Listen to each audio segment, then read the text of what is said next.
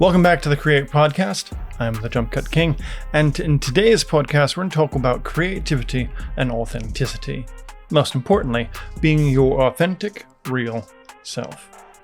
So a lot of times when you jump in being a content creator, you feel the need to exaggerate who you are and your role to the creators, to other creators, and your role in your industry, or your role to the audience. And that can be done in many ways. But there are also people out there that will curate an experience that makes you believe that they're real and genuine. And today's podcast, we're going to talk about the strengths of not only telling your story, but telling your story authentically.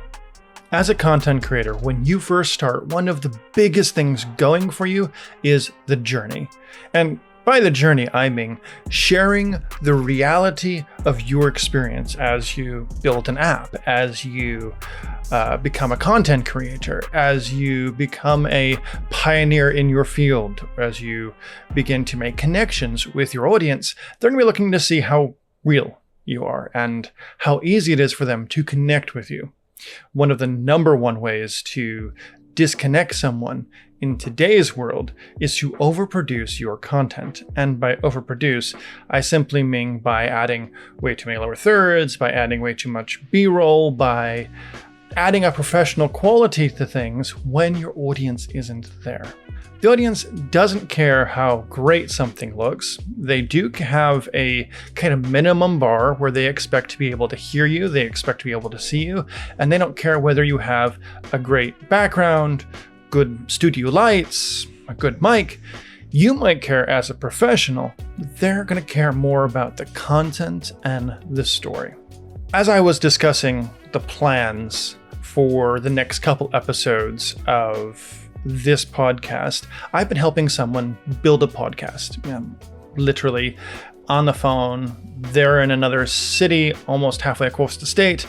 And, they're like, okay, what do we do? And how do I do this? And the first one they shot, pretty bad, but the content was good. And I said, you know what? Don't throw the baby out with the bathwater, meaning don't give up or don't not share the content you started, even though in the future you want to look better. And as a perfectionist, I can tell you, not that I want to make them uncomfortable, but I'm always giving critiques and notes. And so we spent, an hour and a half on episode 2, and then he had an interview, and I spent 2 hours and a half on the phone. We're trying to change camera shots and things, and then they film it, and he gets lost in the multicam, so he sends me the content, and not only am I, quote unquote, producing the podcast, air quotes here, because I'm not actually generating the content, although we do kind of pure discuss the content. He has a group of people and we go back and forth, and I tell him, we shouldn't say this, like they're in a studio space. And believe it or not, sometimes he'll find a space, right? There's a tattoo artist that he found a space for, and he's going to film this next episode of the podcast. It's called Classic Men. I encourage you to subscribe on all platforms. That's real authentic conversations about how modern classic men should live in this world. And it's great content.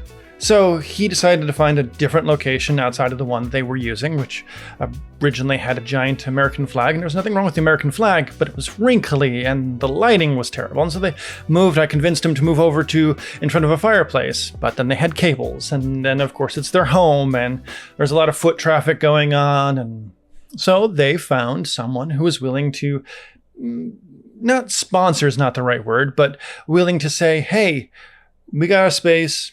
You're looking for a space. If you give us a shout out on social media, we'll let you use the space. Great. So they filmed some stuff at that space, and I'm looking forward to looking over the content and being able to, give some advice.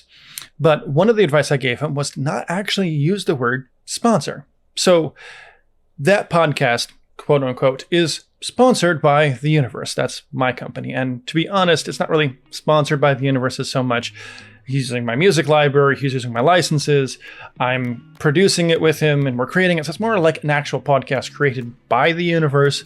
That's his podcast. So he's the host. He's the creator, if you will, as much as like if I had a podcast studio, then I would be the host and content creator and the podcast studio would own and produce and curate the podcast experience. Kind of the same thing I'm doing with this person. And it's kind of long-term strategy. Both, he's got great content he wants to get out, and the why is to get that content out. And it doesn't hurt to be able to raise finances, and also doesn't hurt to be able to find new clients, especially when I get close to releasing this public product, which I honestly am probably going to share a little bit of that story with you in just about 10 minutes. So don't go anywhere. And you're going to find that the experience that you're experiencing as a content creator, whether you're an entrepreneur, whether you're building a new business, whether you own a small business, whether you own a medium-sized business, whether you own a large business, whether you just have an idea and you're running with it, or whether you're doing an indie film, or whether you're working 9 to 5 and you have a passion project, some of the experiences that I experienced, they're going to help you. At least they're going to help connect with other creators who are actually experiencing this. And so back to the point I made to him, Zero Studio said, don't use the word sponsor. It's like, why? Because they're not actually paying. They're giving you a space. They're not actually paying you money. And YouTube has some recommendations on that. The universe itself, as the corporation, has some rules and regulations that kind of are a little bit old school and have to figure out how to update them, because I kind of just carbon copied what other people did way back when, and it's not really relevant today. But I told them, just don't use that word. Instead, tell them that they're allowing you to use a space, that they're building a local community, that they're supporting you as a local content creator, and they're supporting your type of content, and they have a great space, and then talk about their services. That's no problem, because they're offering you a free space. I'm not saying don't talk about their services. I'm just saying they didn't give you money. Instead, they're kind of supporting you as a content creator, and it's different. It's more authentic than saying, hey, look, we got a sponsor, everyone, and blah, blah, blah, thank our sponsors. It's like this, but they're not a sponsor. And everyone wants to have this concept that I'm bigger than I really am, that I'm making millions when I'm making thousands. And a lot of people out there, especially marketers, and lots of marketing agencies out there, lots of marketing brands that are centered around one particular person, man or female, and they tend to do that. They tend to share the lavish lifestyle. They tend to, it's like the pyramid schemes of old. Someone was selling you something, and if you sold this thing to other people, you'd raise in the ranks, and they'd have conferences, and they'd say, hey, we're here on my luxury yacht, and we're here in my mansion, we're here with my Lamborghini and everything. And it's like showcasing kind of a false facade of what they want to say, this is what you can attain, when the reality is you have no hope in attaining that. In fact, those that do attain it are those that are kind of abusing the system, because they make percentages of each person that they referred, and they just refer the right people. Not a bad idea. But from a pyramid scheme standpoint, they're advertising, you're going to make millions and millions of dollars, and the reality is you're going to make nothing. So from a marketing perspective, a lot of marketing agencies that are trying to hype up their products are going to show, if you use this, you're going to make $10 million. If you use this, and I've done this, and if you do this, you're going to be running around your luxury yacht. And the reality is they're either new, just starting, or their techniques only work for a specialized group. And I'm talking about the legit ones. Now, there's a whole host of unlegit ones that will lie to you and blatantly say, we're giving you the opportunity to make millions of dollars, and you're technically signing your company away. Or worse, they're selling you a bunch of stuff and you're going to get into debt trying to build your company, and it's not going to be real helpful information. Because in my success, when someone sees what my product can do in the universe, this is the custom design product. So like I design apps and websites, and I help people with their marketing, and help people with analytics and things of that nature. And I help give them kind of a second opinion. I legit tell them I can't guarantee any results. I'm not here to guarantee results. I'm here to help consult with you, help you think about things you didn't think about the user experience, me walking in on the floor, seeing where everything is, seeing if it's retail, seeing where things are going, if it's a store, seeing where products are sold, like I'm talking outside of clothing retail, or if it's an online website, what's the experience? What's the pain points? What are your customers saying we hate? And what honestly, I'm telling you, I hate. And I let you know, hey, I don't like this, this, and this. I think your customers really hate this, this, and this. And I think you can improve this, this, and this, and even spend some, resources on fixing these things, and you can keep your customers longer. That's that churn rate, and kind of decreasing the churn rate if you're a software as a service, or if you're, trying to get a bunch of resales and you're trying to work clients a little bit. So there's this guy, his name is Alex Harmazy, I think. I'll probably have to ask him. And he's launching a book, right? And on Instagram, TikTok, and all of the big social media companies, he's been blasting his content.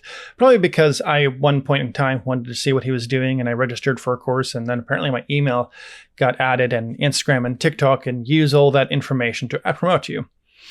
And apparently he's doing a launch, right? And his entire marketing strategy is this.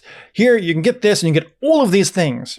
Great. And as a customer, okay, maybe you sold me. Because not saying it's traditional, but I'm saying is he's got something that he believes people want, and they might, and then he has a list of things they're going to add to that.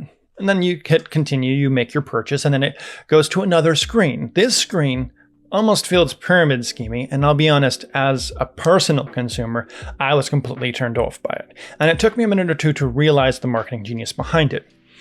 This next page was designed for you to send this product to someone else, but the language was ambiguous enough for you to think that in order for you to get all the bonus features that you thought you were going to get, you had to share this.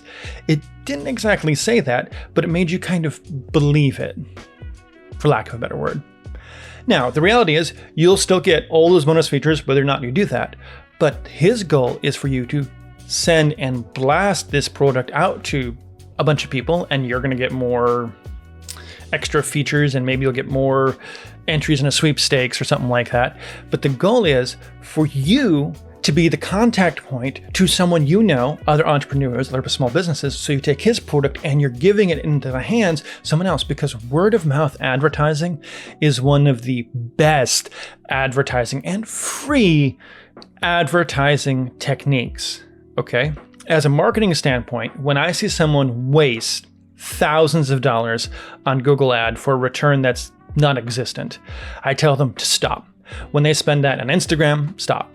TikTok, stop. Google, stop. If you don't know how to hone your advertising campaign, if you don't do A/B testing with small amounts, and I mean really trivial small, like 10, 15, 25, 50 bucks, trivial amounts, A/B testing at A, B, C, D, E, F, G, test your campaigns. Is this one working? Is that one working? Which one's performing? And you find out which one's performing, and then you ramp those up with your budget slightly a little bit to see and confirm, okay, is this just I randomly found the right person, or did I actually find a niche that's working?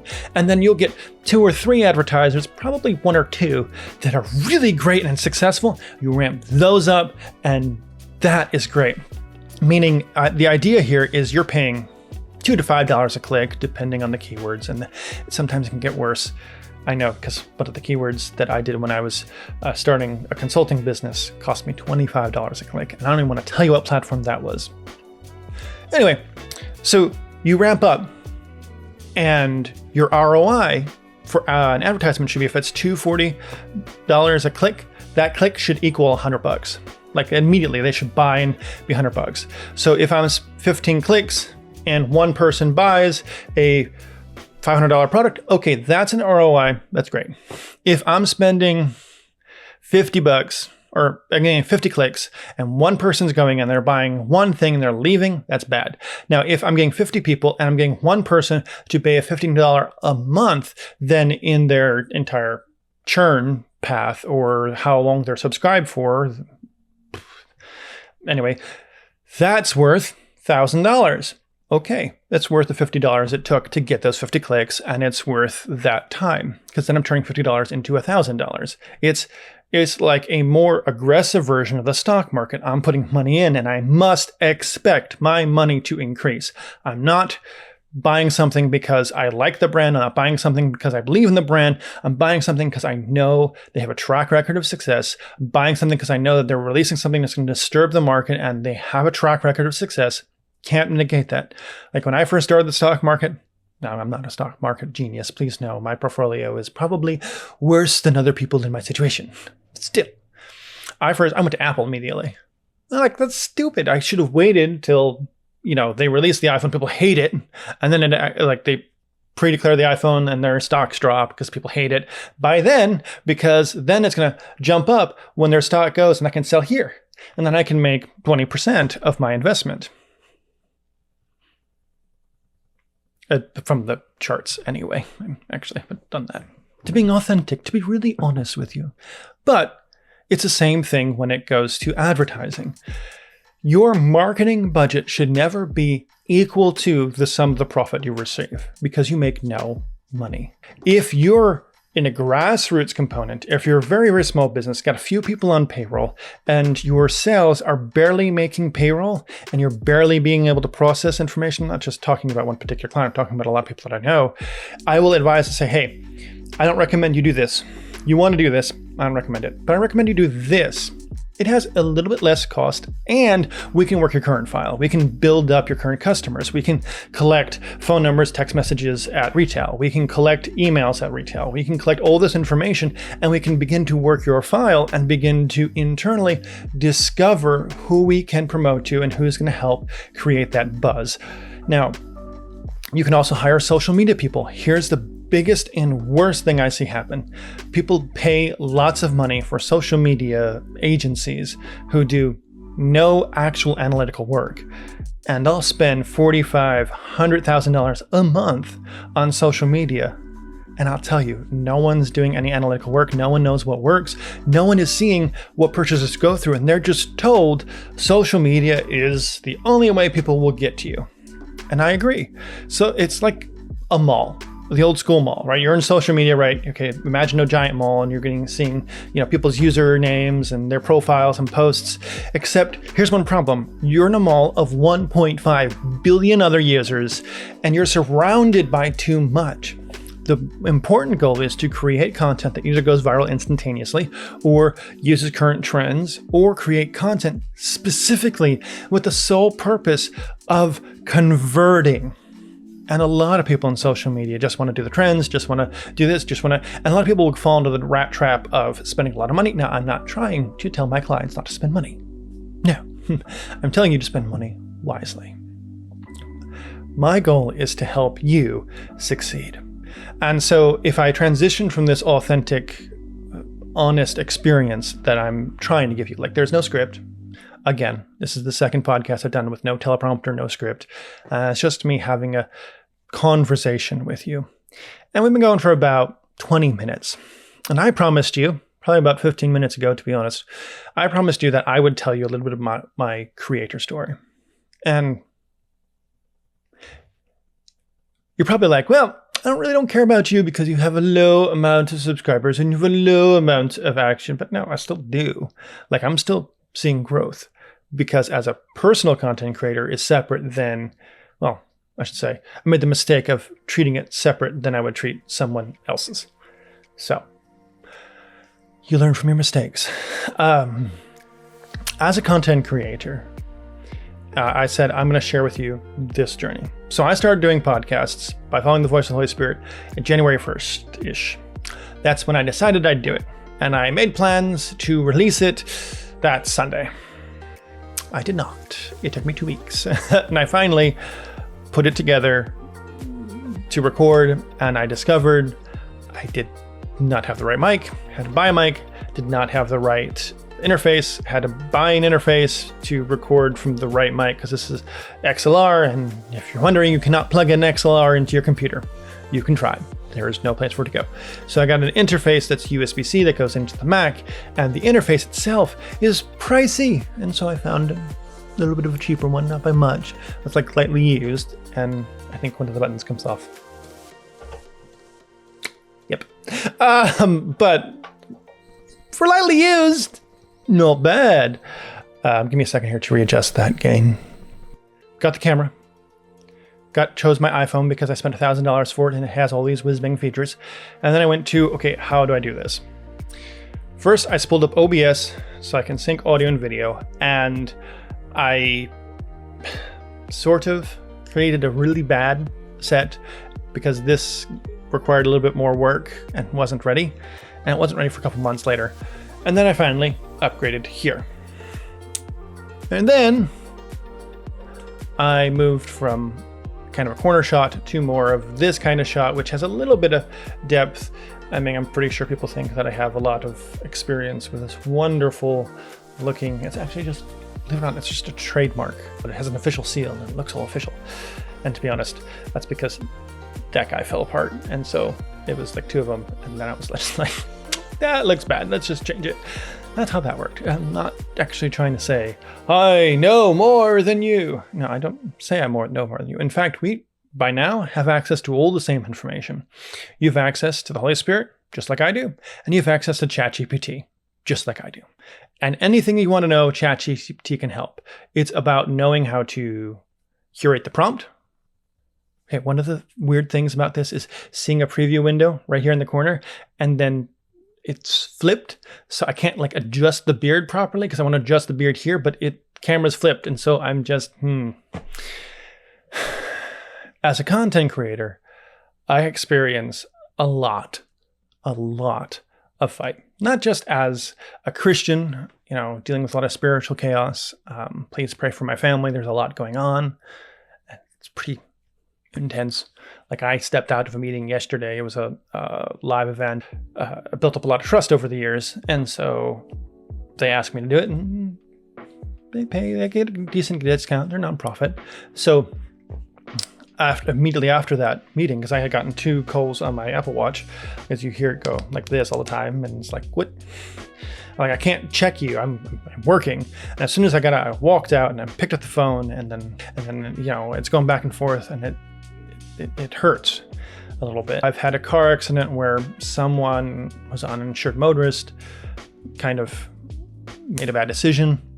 My car was in the shop, and then I had to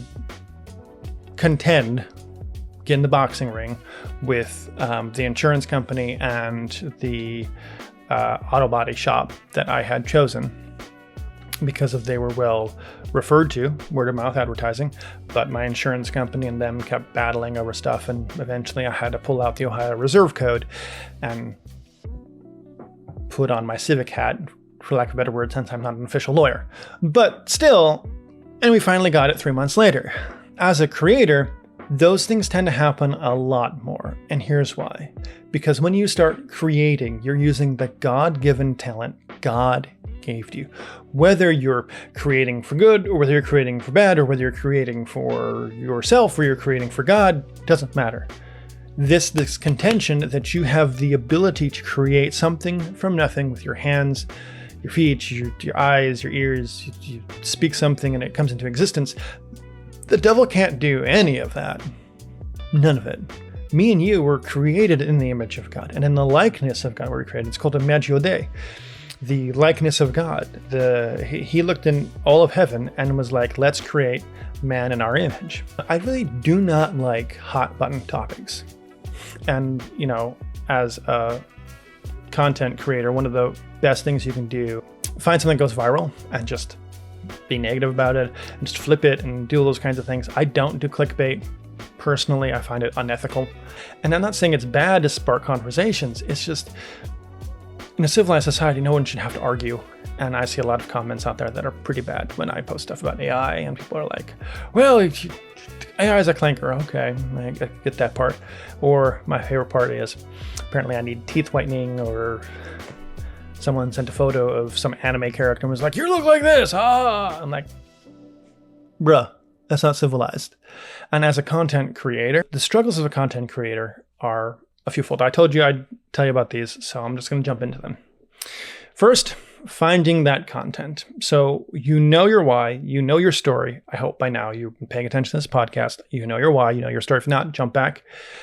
If you don't know your why, you got to find your why, the reason you do what you do. I want to see everyone around me succeed.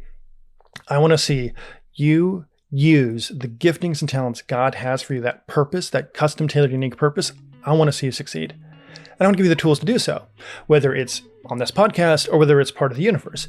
And the universe is actually a bigger why, but that's for another time. The biggest why of the universe is so you live that revolutionary infused life, the life that God destined you to live, the life that was the head, not the tail, above, not beneath. And that's in every aspect, from entertainment to content that you can watch and ingest that's not going to kill your soul. That's also pretty cool and creative, not just, traditionally good entertainment, good family entertainment, but something that still challenges the mind and challenges you to walk by faith, and then in every single industry. And part of this overarching plan is the Universe platform, which is designed to do twofold: to help people solve a lot of problems, things that have plagued developers, things that have plagued small businesses, things that have plagued medium business, large businesses alike, and to give you the ability to use this branded, cohesive experience that larger brands pay a lot of money for, that you can use and build using this platform and using this service that I have yet to launch, that I'm really close to and looking forward to, that lets you replace things like the struggles with using other service providers who maybe allow plugins and extensions and they're out of date, or you have experience you're not having a modern thing and you have to go buy a style and to go buy this. And so I think of those as Androids. You can do whatever you want, however you want. And I'm creating more of an iPhone kind of lockdown experience, but with features that I know you need to excel your business and that people have asked for, that have never really truly been baked into an experience and into a platform without additional extensions and plugins. And I can create in such a way that it solves those problems and does so, I think, brilliantly. But to be honest, I'm not, impartial. I built it. So I wrote millions of lines of code, and I've spent time suffering, creating content. And I say suffering, I say sacrificing, and I mean suffering, like 40, 80 hours, almost no food, almost no sleep, working and coding, trying to work with clients and trying to build this and trying to work on that. And biggest problems with podcasts is finding the right content. How do I tell my story? What topics do I choose? Trying to build that community. And the problem is there used to be a world where you could go instantly viral. And that was 5-10 years ago, when the algorithms were relatively new and you could exploit them with certain tactics, which you can't do now. And it's harder for an unknown person, intentionally harder for an unknown person to get into that blast, with two exceptions: if you continuously release content, continuously let that content out, and if you're authentic.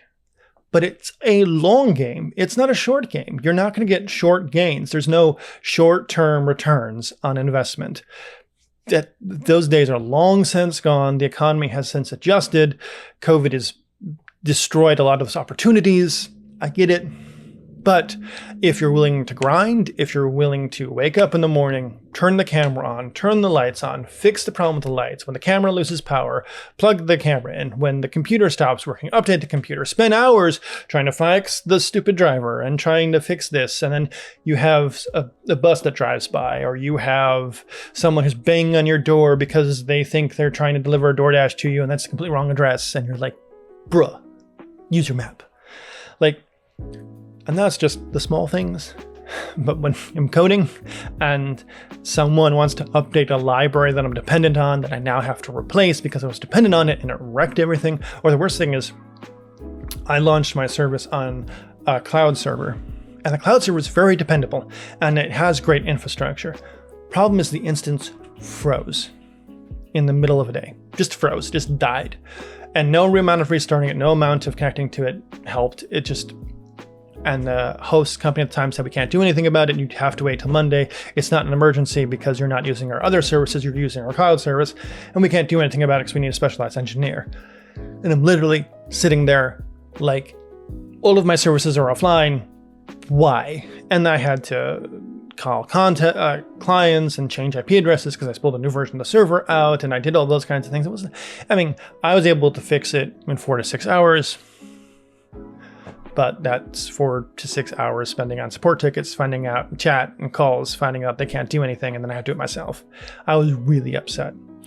But those things happen when you buy a product and the product gets delivered and you're going to put it on your shelves and it's destroyed. Maybe it's a garment and, it's got some holes in it. Or maybe it's an expensive piece of equipment that you have to pay up front for, that you're getting delivered to make something, and it comes into you in pieces and you're missing XYZ piece. I had a I worked for a company that had a UPS 24-hour battery being installed for a location to protect their studio, protect their cameras, and it came in and they went to install it. And I discovered that the company had spec'd it wrong and forgot to send the right transformer to transfer the power to be stored in the battery, or all those kinds of things. And so we had to wait 6 months for a new one to come in. And then, they had sent us again the wrong connectors and the wrong pieces. So we had to run a new electrical wire, had to get an electrician to run a new wire to connect it to here. And while we wait for them to fix it so we could have the actual right amount of electricity that the studio really needed when it was all full, ready to go. And they're just sitting there like, well, this is your fault. And you're like, no, this is your fault. And it took a whole year and a half to have the system built where it worked. And then it stopped working 2 weeks later and required another engineer. And then it's like 2 years before that product is completed. And that's most installations. Now I have to disclaim this is I was not involved with the installation. I was involved with making sure that the installation got finished. I kept emailing people. I kept calling, didn't care who had a call. I wasn't involved in the installation. Someone else was involved with speccing it. But I was like, I am not going to let this particular piece of equipment blow up when a power outage happens or lightning strikes, which has happened before, because you haven't given us the right specs or haven't installed it. So when I get involved in installation, I kind of make it happen. Lady walls, etc., whatever have you. Because I can't stand spending $100,000 on something and having something not being installed properly. There's a lack of knowledge. I'll Google, I'll chat GPT, I'll Wikipedia all day. I'll read the manual. Believe it or not, when I first worked in a studio, I was 21 and someone was like, hey, come on in, hey, I need a technical director. Here's the manual. And I read the flippin' manual and I became invaluable and I'd learned from beyond. And I will say, from a tech standpoint, if you're coding a website or coding thing, you can read manuals till you're blue in the face and it can help you. We're talking about a huge, vast technology, and it took me years and years and years to build the framework that I have. And even then, we find new things that I can do better and things that I can do to improve, etc. But it's all a part of the process. If you don't have thick skin, so to speak, if you're not willing to fight for the right to be an entrepreneur, the right to control your schedule, the right to have a future, if you're not going to do the hard work up front, and when there are no numbers, when you're checking YouTube and you're checking Facebook and you're checking Instagram and there are no responses and you want to be inauthentic, you want to lie to your audience and you want to tell them, yeah, I'm making them billions and here's my Lamborghini or here's my expensive set looking thing in green screen. No, I don't lie to you. I may hide some truths from you because for security or just because I'm embarrassed by some of the experiences that I've had. But if I'm more authentic with you and I build that connection with you, I can help you skip the negative things that I've come through and get those positive things and help you take that next step and leap. So I'm saying we walk by faith, not by sight. I'm not saying it's going to be easy. Never have I ever said that in a day of my life. I've wanted it to be easy. I wanted there to be an easy button. I've wanted to help clients. You had that magic easy button somewhere that exists to churn millions and millions of dollars. It does not exist. And those companies that do have that success, it usually takes a lot of money to come in first, and a lot of planning and a lot of thought to execute on day one and kind of run to that wall. But if you're a small business or you're a medium-sized business, you may not have the capital to do a whiz-bang marketing strategy and campaign, but everyone wants to go to Google Ads, everyone wants to go to Facebook ads, everyone goes to LinkedIn ads. And I love the guy from Amalfi Jets who said, if you're a marketing guy and you come into my space and you try to pitch, the first thing you pitch is advertising on LinkedIn, advertising on Facebook. Like, no. Here's the brilliance of Amalfi Jets. If you've been following them, you may or may not know who they are, but they decided to put their boss's phone number in TikTok. And they get calls all the time. Hey, can I get this private jet? I don't have any money, but I would like this private. And this conversation sparked and a social media kind of storm happened. Not that they got instantly viral, but they got the connections to the clients and they're being able to tell the client story. And they have this format where they're on the phone with clients or their employees come in, and it's kind of cool. Like you're seeing this Amalfi Jets experience, and it's authentic, you hope. I mean, some of them might be, how do we say it? They're real situations that we reimagine for you, so it's easier for us to film, that kind of thing. Like real situations, real people, real stories, but dramatized. Why? Because you gotta make it work for social media, and you may not have a social media team ready and available to record when XYZ client calls in and is like, "Hey, I want to fly a monkey from where I'm at to the United States, and they need a passport." I mean, we've all had these experiences with clients, and experiences building, and experiences failing, and experience succeeding, and it's about being authentic. So there's no easy button. There never has been, never will be. But with faith and hard work, and everyone that you see becomes an instant success, look at their success rate. They had 10, 20 years of YouTube videos before they got successful. They had 20 years of going into the stock market before they hit gold. They got, 10, 20 years of patents and trademarks and codes and all these things before they built something that you loved and enjoy. Or maybe they just sat in a college dorm room with 5 other people and did nothing but code and drink beer on Facebook and build something that took 10 years for it to get viral. There's no instant success. But if you do the hard work, if you do it authentically, and you do it true to the moral center that you have and to the ethics that God has put in your heart, and you pursue that purpose, whatever it is will succeed. But you have to be okay with the process.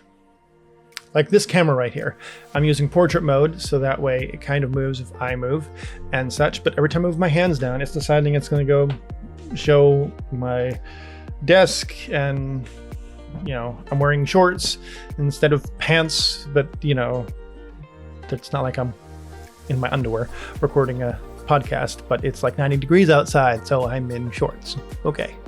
And I have pasty white legs that are not great for camera.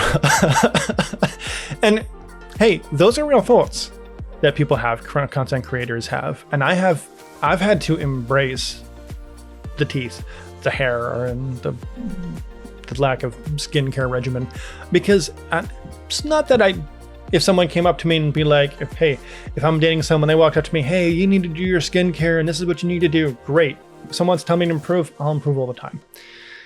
But it's okay to embrace the flaws and embrace the process. You will never get it perfect on day 1. It will hurt on day 22. It'll hurt on month 3. And what will happen is you'll have temporary pain. Arguments with the cameras, arguments with editing software, fighting with this, fighting with that.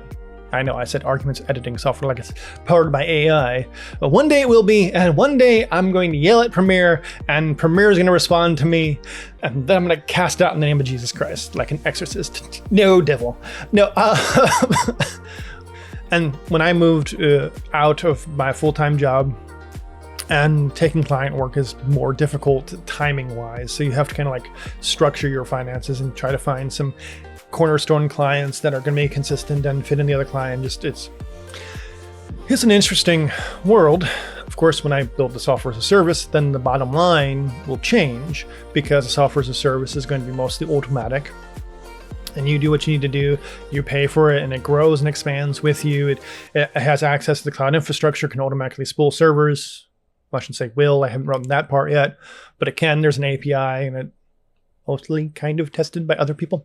But the point is I'm building the editor. I built this huge back end. I have all authentication system. I have an email system. I have a really cool, sweet concept behind data and behind a web design that's really, really cool. And I just built this front editor that's going to help, and I can launch the service. And as the service is launching, people are using it, I can scale and grow and, hire more people and do more things. And the bottom line goes from, I have to find these clients to kind of build the code and to do what I feel I'm part of doing. And eventually it's going to be like, okay, I have to find them. They're going to come to me. Word of mouth advertising, preferably. I'll use the same kind of strategies that Alex Hormezi I used for his book, but for the platform. But I'm probably going to do it a little bit differently, but a little more ethically. Personal opinion, ethically. I'm not saying you're unethical. I just don't like leaving customers with a negative experience, because all the customers that in my success story is this. Someone will call me, hey, you did XYZ for me. I got this friend that needs this. Can you meet? Immediately when I say yes, I'll meet. What's Thursday look like? What's Friday look like? Oh, this week? Yes. This week, what time? 1 p.m. Great. I'm there. This is back when I didn't have my car because of the person who hit it. And so I rented someone's truck, big truck, and a big caboose. That's all I'll say. I didn't know how else to say it without.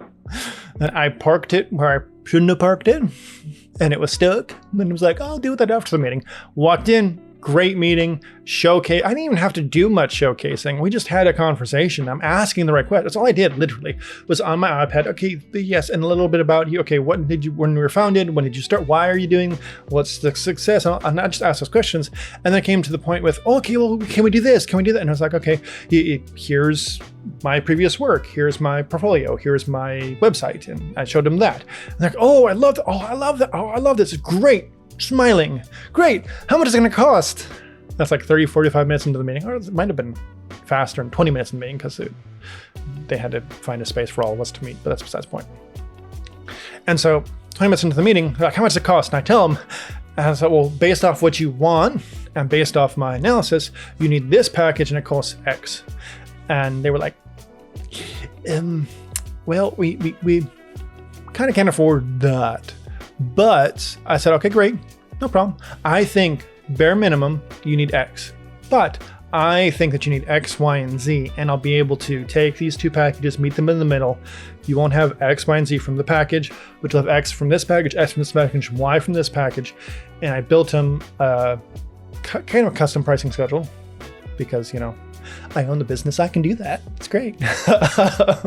And they loved it. Great.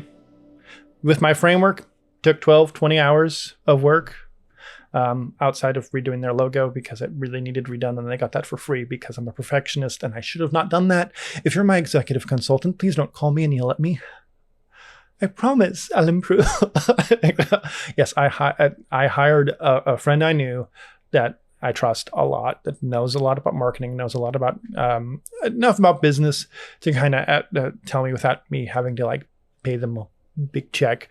And so they routinely tell me I should not do X, that I should not do Y. And I'm like, but I'm doing X and I'm doing Y. And it's usually, giving nonprofits big discounts. I don't give them big discounts. There's one nonprofit I give a big discount to, but they're family. And because I worked with them before I went on my own and kind of love being around them. I mean, people say they're not great. There are podcasts about them, all those kinds of things. But I'm like, I was there for 15 years, and I can see the footage of them ministering in South Sudan. I saw the footage of going back. I didn't get to go to Pakistan when they would go and do nonprofit ministry work, and people are like, well, they do this, and then yeah, no one's perfect. I may or may not have done X. I may or not have done Y. I might know if they've done X or Y. I don't care. What I care about is the mission, and the mission's being accomplished. And sometimes the mission can be accomplished better. And that's what I'm trying to do. I learn I've done multiple live event things, and I've done, podcast things, and I've not done the marketing university things. I have taken clients from marketing universities that they've paid, hundreds of dollars a month for a marketing university website that know they desperately in need of a new page. And I've heard people get so there's a stigmatism to me because a lot of the clients that I've had that have invested in these things have lost thousands of dollars. And I've had a lot of people who get scammed, who get ripped off, or because of lack of knowledge, people say you should do X, Y, and Z, and they shouldn't have done X, Y, and Z. Now they're stuck, and now they have to readjust and all those kinds of things. And so I feel for them, but I also know that there's a reason why affiliate programs are successful. Or maybe not to the affiliate, but to the person owning the program. And there's a reason why selling books is successful, doing this path that Alex Harmazy is doing with his new launch that's like Saturday or whatever. And I'll be on live because I'll take notes and learn what you're doing, and I'll pay very much attention to his advertising. I'll pay very much attention. I'll learn and I'll grow because I don't know everything. And I told you that when I first started this podcast. I don't know everything. In fact, I want to say I don't know almost nothing in comparison to what God knows. But I do know what I do know, and I will share that with you. And when I don't know, I will research. And when I don't know, ChatGPT will research for me and with me. And we'll cultivate the conversation. The real reason why I do anything is because I had a purpose. I have a purpose that God gave me. And for years, it grew stale and stagnant and almost died. Now, God's perfect timing, not mine, but still. And if I had access to tools and I had access to resources and I had the ability to follow someone that could give me information that was honest, that, I could trust. If I could have the software as a service that I'm building, if I could have learned what investment is, learned what it takes to register a trademark. This is on my wall because I did that. Now, I don't like telling people that because if they're a lawyer, they're going to be like, oh my God, I can see if you've done something wrong there. And I'm like, I'm not a lawyer, no. But that took 2.5 years since filing and one fight with them because I didn't understand their application. And to be honest, the first organization that should use my software as a service is the trademark office because their application is stupidly confusing and was designed in the 1990s and has never been updated. And I could literally update that so easily. Please let me update it. And that's the experience. And that's not just that, forming an LLC and getting a lawyer to help try to, I had people call me to try to get my money. I had people try to say they're going to find me investors and they just want $8,000 up front. And I had sales guys and had all this experiences, negative and, just not knowing. And I don't want you to not know. So if someone calls you and like, we're going to give you an email list of investors for $8,000, don't do it. Don't do it. There's no guarantee that's going to happen. And your pitch deck has to be perfect. And don't do it. Don't do it. Don't cheat yourself. If you're grassroots, then grow grassroots. If you have the ability, you have the IP, and you have the growth path, then go ahead. Go to the investment round. But you have to have the growth path and you have to have the due diligence. It's no longer a day where you can walk in with a great, brilliant idea. I'm the next Facebook. They're going to laugh you out the room. Just go to Shark Tank. That's exactly what happens, except worse. I think that they're probably the most generous people because they tell you why they say no. Other people are just going to say, yeah, at least from what I hear. A person that says, just put the content out there, they're right. I'm just starting a conversation and helping you make wiser decisions in your business from a marketing, from a brand, and from a purpose-driven respect. And as I grow and I begin to learn what works in the sales world and what works in the advertising world and what works in marketing world as in far as executing campaigns, I'll share that information with you. In fact, when I release a software as a service, I'm going to share more information. I'll share videos on how to use my software, of course, because I'll dual purpose this, even though I probably shouldn't. But more importantly, I'll share my experience, real numbers, real honesty. Yes, like I have my clients and I want people that are going to log on and create the stuff and do it themselves. Those people, I'm going to be completely transparent with that experience with you guys as I build and as I launch. It's taking some time because, as you know, you're always going to get that friction. And friction, like Newton's law of physics, right? An object in motion stays in motion unless it's encountering an equal or opposite force, a brick wall. The devil knows that if you were left to keep going forward and to keep pursuing and to keep moving and to keep striving and keep going, that you would be immovable. And so he wants to just jump in front, kind of like an old school jump scare from a horror film, and just jump in front and be like, ha ha ha, stop.